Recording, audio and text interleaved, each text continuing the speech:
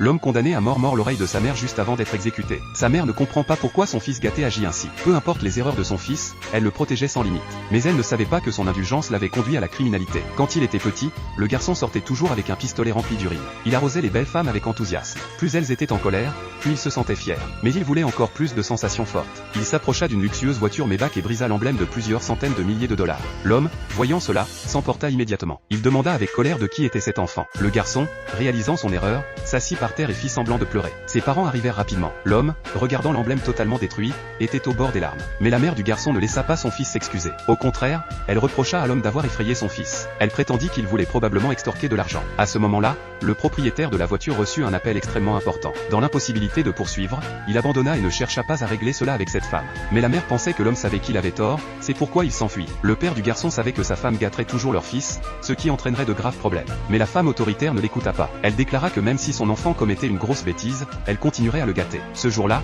la famille se rendit chez le cousin pour affaire. Mais le mauvais enfant ne salua pas les adultes. Il fouilla tout sans vergogne. La femme, voyant que l'enfant ne respectait pas les règles, rappela poliment à la mère de ne pas entrer dans la chambre du frère. Bien que la mère acquiesça, elle finit par accepter lorsque l'enfant proposa d'aller voir la chambre. Évidemment, une fois à l'intérieur, l'enfant découvrit de nombreux jouets haut de gamme. Il s'excita instantanément. Sans hésitation, il brisa les figurines et les jeta par terre. À ce moment-là, la mère ne réalisa pas combien ces figurines étaient précieuses. Elle sortit tous les jouets pour que son fils puisse jouer à sa guise. Elle ne l'arrêta pas de briser les figurines et même les dats. Elle ne savait pas que toutes ces figurines étaient en édition limitée. Une collection valait plusieurs millions de dollars. Ce n'était pas quelque chose qu'elle pouvait se permettre. Alors qu'il s'amusait, la belle-sœur entra soudainement. Elle devint furieuse instantanément. Elle reprocha à l'enfant son comportement et à l'adulte de ne pas être raisonnable. Face à la colère de la femme, le mauvais enfant ne se calma pas. Au contraire, devant tout le monde, il brisa la dernière figurine. Quand le frère revint et vit le désastre, il fut stupéfait. Et la mère affirma qu'elle paierait pour tout. La belle-sœur, furieuse, appela la police. Alors que tout le monde se demandait pourquoi la police avait été appelée, le propriétaire du magasin de figurines apporta la facture. Quand la mère vit le montant sur la facture,